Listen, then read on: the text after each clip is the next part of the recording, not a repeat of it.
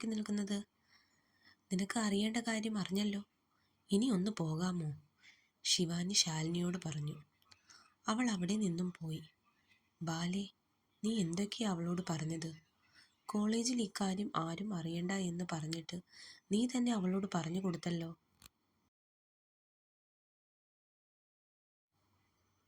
ആവണി, നീ പറഞ്ഞത് ശരിയാ. ഞാൻ തന്നെയാണ് ആരും എൻ്റെ വിവാഹകാര്യം ഇവിടെ അറിയണ്ടെന്ന് പറഞ്ഞത്.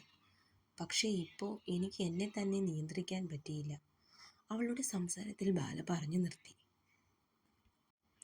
ആവണി, നിന്റെ ഫോൺ ഇങ്ങത്താ.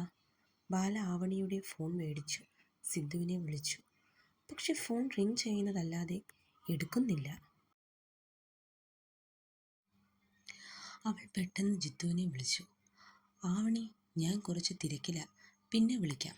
അവൻ അത്രയും പറഞ്ഞ് ഫോൺ കട്ട് ചെയ്തു. അവൾ വീണ്ടും വിളിച്ചു.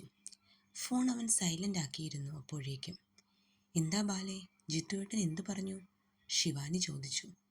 ഒന്നും പറഞ്ഞില്ലടി, കുറച്ച് കഴിഞ്ഞ് വിളിക്കാമെന്ന് പറഞ്ഞ് ഫോൺ കട്ട് ചെയ്തു. ഇനി ആ ശാലിനി പറഞ്ഞതുപോലെ സിദ്ധുവേട്ടനെ പോലീസ് അറസ്റ്റ് ചെയ്ത് കാണോ? ചിലപ്പോൾ നമ്മളോട് പറയാൻ മടിച്ചിട്ടാണെങ്കിലോ ഫോൺ കട്ട് ചെയ്തത്. അത് ശരിയാ ബാലെ, ശിവാനി പറഞ്ഞു. ഇനിയിപ്പോൾ നമ്മൾ എന്ത് ചെയ്യും? അപ്പോഴേക്കും ലഞ്ച് ബ്രേക്ക് കഴിഞ്ഞു. ബെല്ലടിച്ചിരുന്നു. നിങ്ങൾ ക്ലാസ്സിലേക്ക് ചെല്ല്, ഞാൻ ഇപ്പോൾ വരാം, ബാല പറഞ്ഞു. എവിടെ പോകണോ? അതൊക്കെ ഞാൻ വന്നിട്ട് പറയാം. ഞങ്ങളും വരാം. ഞാൻ സ്റ്റാഫ് റൂം വരെ പോകുക, ആദി സാറിനെ ഒന്ന് കാണാൻ. എന്തിന്? ശിവാനി ചോദിച്ചു. അതൊക്കെ വന്ന് പറയാം. അത്രയും പറഞ്ഞു ബാല പെട്ടെന്ന് സ്റ്റാഫ് റൂമിലേക്ക് പോയി. ഇവളിപ്പോൾ എന്തിനാ അയാളെ കാണാൻ പോയത്? ആ, നീ വാ ശിവാനി, നമുക്ക് ക്ലാസ്സിൽ പോവാം, അവൾ വരും. ബാല സ്റ്റാഫ് റൂമിൽ ചെന്നപ്പോൾ ആദി അവിടെ ഉണ്ടായിരുന്നു. ബാലയെ കണ്ടപ്പോൾ ആദി പുറത്തേക്ക് വന്നു. എന്താ ശ്രീബാല, ബ്രേക്ക് കഴിഞ്ഞല്ലോ, ക്ലാസ്സിൽ പോകുന്നില്ലേ? പോവാം, ഞാൻ സാറിനെ കാണാൻ വന്നതാ. എന്നെയോ? എന്താ കാര്യം? അത് പിന്നെ സിദ്ധുവിനെ പോലീസ് അറസ്റ്റ് ചെയ്തു എന്ന് കേട്ടു. അത് ശരിയാണോ? നീ ഇതെങ്ങനെ അറിഞ്ഞു? ആദി ചോദിച്ചു.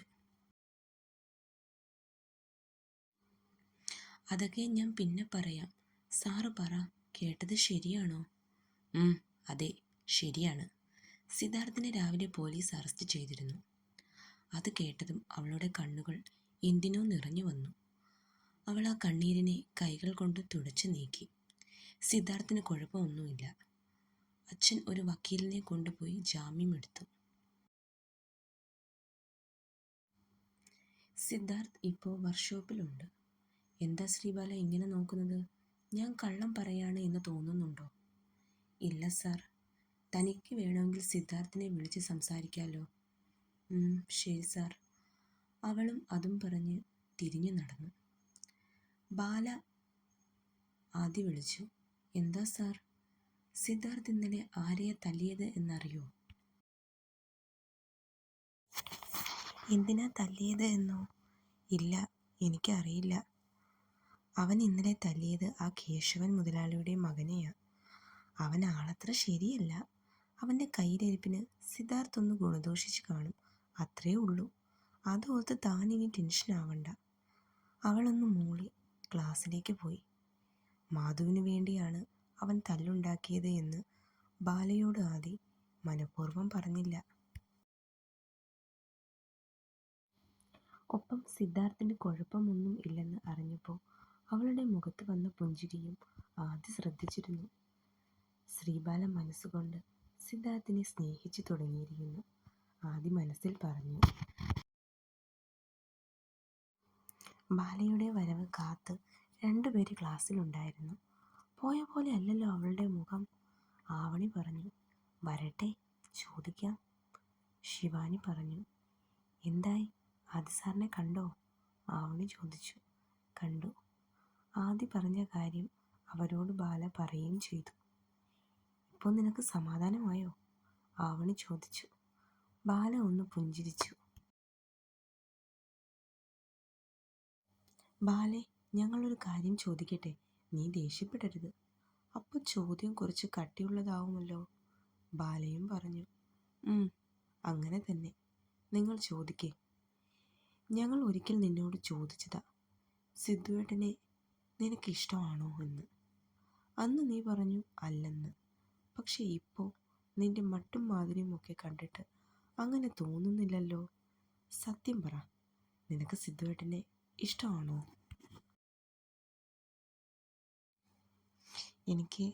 എനിക്ക് അറിയില്ലടി, ബാല പറഞ്ഞു. എന്താ അറിയില്ല എന്ന്? അങ്ങനെ അറിയാതെയാണോ കുറച്ചു മുമ്പ് സിദ്ധുവേട്ടന് വേണ്ടി ടെൻഷൻ അടിച്ചത്, സങ്കടപ്പെട്ടത്? ആളിന് കുഴപ്പം ഇല്ലെന്ന് അറിഞ്ഞപ്പോൾ നിന്റെ മുഖത്തുണ്ടായ മാറ്റം, അത് ഞങ്ങൾ ശ്രദ്ധിച്ചു. നീ ഏട്ടനെ സ്നേഹിച്ചു തുടങ്ങി. അത് നിനക്ക് ഇതുവരെ മനസ്സിലായില്ലേ? ശിവാനി അത്രമേൽ പതിഞ്ഞ സ്വരത്തിൽ പറഞ്ഞു. പക്ഷേ ഇനി എന്താ ഒരു പക്ഷേ? ശിവാനി സംശയത്തോടെ ചോദിച്ചു. സിദ്ധുവിന് എന്നെ ഇഷ്ടമായിരിക്കുമോ?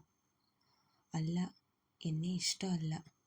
അവർ തമ്മിൽ ഇന്നലെ ഉണ്ടായ വഴക്കിനെക്കുറിച്ച് ബാല അവരോട് പറഞ്ഞു. ബാലേ, അതൊക്കെ ആ ദേഷ്യത്തിൽ സിദ്ധുവേട്ടൻ വെറുതെ പറഞ്ഞതാവും. അല്ലാതെ നീ വിചാരിക്കും പോലെ ഏട്ടന് നിന്നെ ഇഷ്ടം ഇല്ലാത്തത് കൊണ്ടൊന്നും ആവില്ല. നീ ഇങ്ങനെ കരഞ്ഞുകൊണ്ടിരുന്ന നമുക്ക് സിദ്ധുവേട്ടനെ വളച്ചൊടിച്ച് കുപ്പിയിലാക്കാൻ പറ്റില്ല. പിന്നെ സിദ്ധുവേട്ടനും മനസ്സിൽ നിന്നോടൊരു അടുപ്പം കാണും. ചിലപ്പോൾ അത് പുറത്ത് കാണിക്കാത്തതാകും. ശിവാനി പറഞ്ഞത് ശരി എന്ന പോലെ ആവണിയും തലകുലുക്കി. ബാല വീട്ടിലെത്തിയപ്പോൾ സിദ്ധുവിൻ്റെ ബൈക്ക് പുറത്തുണ്ടായിരുന്നു. അവൻ വീട്ടിലുള്ളത് അവൾക്ക് മനസ്സിലായി. എന്നാൽ അവനോട് സംസാരിക്കാനുള്ള ഒരു മൂഡ് അവൾക്കില്ലായിരുന്നു. അവൾ ബാഗ് ടേബിളിൽ വെച്ചിട്ട് അവൾ പഠിക്കുന്ന റൂമിലേക്ക് പോയി. അവൾ പോകുന്നത് സിദ്ധു അറിഞ്ഞിരുന്നു. കുറച്ചു നേരമായിട്ടും അവളെ മുറിയിലേക്ക് കാണാത്തത് കൊണ്ട് അവൻ പുറത്തേക്ക് വന്നു. റൂമിൻ്റെ ഡോർ തുറന്നു കിടക്കുന്നത് കണ്ട് അവിടേക്ക് പോയി. അവിടെ ബാല കട്ടിലിൽ കിടക്കുകയായിരുന്നു. അവൾ വേഷം പോലും മാറാതെ എന്താ കിടക്കുന്നത്? ഇനി ഇന്നലെ വഴക്ക് കൂടിയ ദേഷ്യമാണോ? എന്തായാലും പോയി സംസാരിക്കാം. അവൻ അതും പറഞ്ഞ് അവളുടെ അടുത്തേക്ക് പോയി. ശ്രീബാല, അവൻ അവളെ വിളിച്ചു. അവൾ അവനെ നോക്കിയിട്ട് ഉടനെ ബെഡിൽ നിന്നും എഴുന്നേറ്റിരുന്നു. രണ്ട് കൈയും അവൻ്റെ കഴുത്തിലൂടെ ചുറ്റി അവനെ കെട്ടിപ്പിടിച്ചു. അവൻ ആകെ ഒന്ന് ഷോക്കായി. എന്നാൽ അവൾ തന്നെ കെട്ടിപ്പിടിച്ച് കരയുകയാണെന്ന്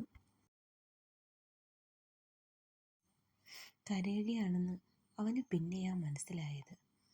അവൻ പതിയെ അവളെ അവനിൽ നിന്നും അടർത്തി മാറ്റി.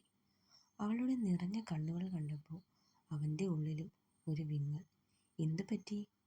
നീ എന്തിനാ ഇങ്ങനെ കരയണേ? അതൊന്നുമില്ല, എനിക്കെന്തോ വല്ലാത്ത സങ്കടം തോന്നുന്നു. എന്തിന്? അവൻ ചോദിച്ചു. ഞാൻ ഇന്നലെ വളരെ മോശമായിട്ടാണ് ഇയാളോട് സംസാരിച്ചത്. അതോർത്തപ്പോൾ. അവൾ എന്തോ ബാക്കി പറയാതെ തല താഴ്ത്തിയിരുന്നു. ഓ, അതിനാണോ ഇങ്ങനെ? അതൊക്കെ അപ്പോഴേ ഞാൻ മറന്നു. എങ്കിലും അവൾ പിന്നെയും ആ കാര്യം തന്നെ പറയാൻ വന്നതും അവൻ്റെ മുഖം മാറി.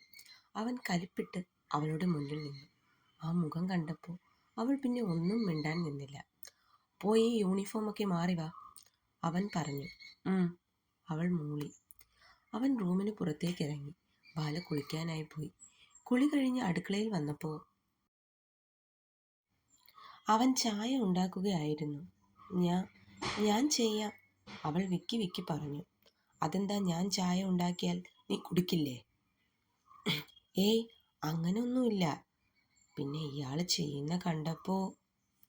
നീ വരുന്നതിന് മുമ്പ് ഞാനും ജിത്തുവും കൂടിയായിരുന്നു ഇവിടെ. അതുകൊണ്ട് ഒരു ചായയൊക്കെ ഇടാൻ എനിക്കറിയാം. അവൻ അതും പറഞ്ഞ് ചായ ഒരു ഗ്ലാസ്സിലേക്ക് പകർന്നു അവൾക്ക് കൊടുത്തു. ഒപ്പം ഒരു പാക്കറ്റ് പാർലേജി ബിസ്ക്കറ്റും. അത് കണ്ടപ്പോൾ അവളുടെ കണ്ണ് മിഴിഞ്ഞു. എന്താ നോക്കുന്നേ? നിനക്കത് വേണ്ടേ? അവൻ ചോദിച്ചു. വേണം, അവൾ മറുപടി പറഞ്ഞു. വാ, പുറത്തേക്ക് പോവാം.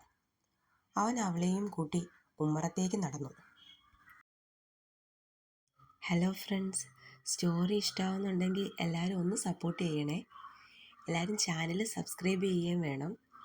പിന്നെ ഇതെൻ്റെ ഫസ്റ്റ് സ്റ്റോറിയാണ്. അപ്പം നിങ്ങളുടെ അഭിപ്രായങ്ങളൊക്കെ കമൻറ്റ് ബോക്സിൽ ഒന്ന് പിൻ ചെയ്തേക്കണേ.